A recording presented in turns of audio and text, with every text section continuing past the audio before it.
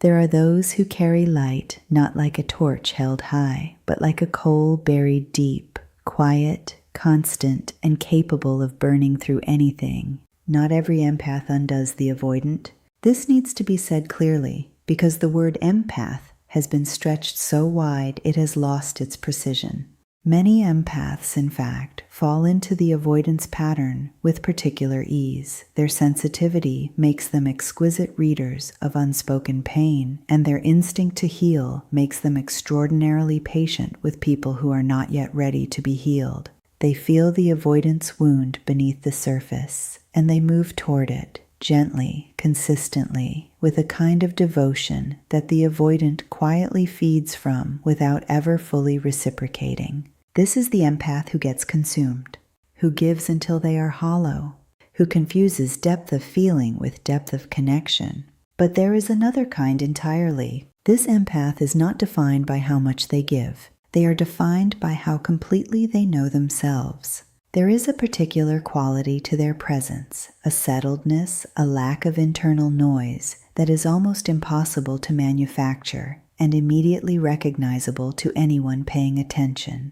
They feel everything the way all empaths do. The undercurrents of a room, the unspoken grief behind a smile, the exact emotional temperature of a person who is pretending to be fine. But they have done something rare with that sensitivity. They have turned it inward long enough to understand their own depths with the same clarity they use to understand others.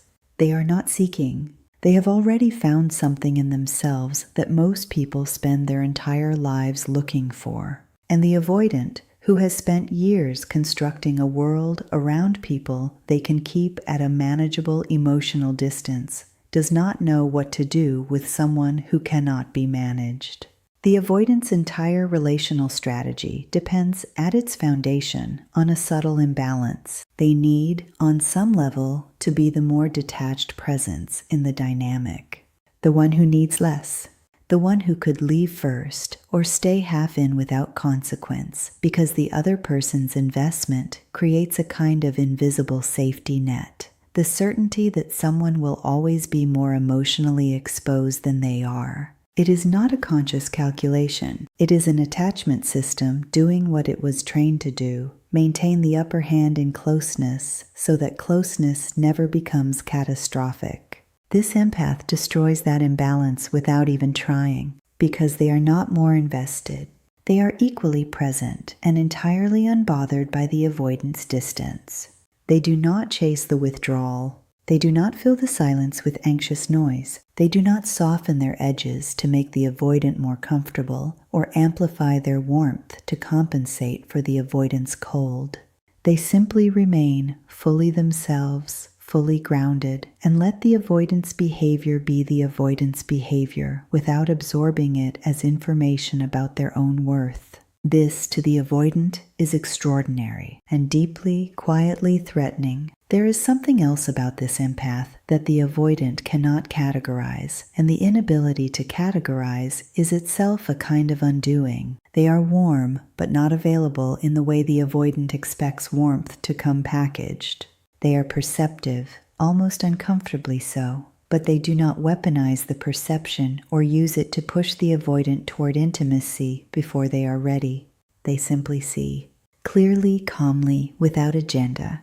They look at the avoidance patterns, the push and pull, the walls, the performance of not caring, and they are not fooled by any of it. Not because they are cynical, but because their emotional intelligence is sophisticated enough to read the fear underneath the armor without confusing the armor for the person. Being seen that clearly and not being judged for what is seen is one of the most disorienting experiences available to a human being. For the avoidant, it is seismic. The avoidant begins to feel something they are not accustomed to feeling in the presence of another person, safe. Not the performance of safety, not the intellectual understanding that this person means them no harm, but a somatic nervous system level settling that happens without permission. And safety, for the avoidant, is not the simple comfort it is for others. Safety is terrifying, because safety means the walls are no longer necessary. And if the walls are no longer necessary, they have to feel everything they built the walls to avoid feeling. They begin to want things they do not know how to want: closeness, continuity, the particular comfort of being known by this specific person over time. These desires surface like something breaking through ice, slow at first, then sudden, then impossible to pretend is not happening. And the avoidant, who has navigated every previous relationship from behind the protection of their detachment, finds themselves for the first time genuinely, uncomfortably, undeniably attached. And this empath, this grounded, clear-eyed, self-possessed empath, does not celebrate this as a victory. They do not lean into the power of it or use the avoidance opening as a moment to finally extract the love they have been waiting for. They simply continue being who they are, consistent, present, honest, unbothered by the avoidance fear and unwilling to abandon their own integrity to accommodate it. They hold space without holding on.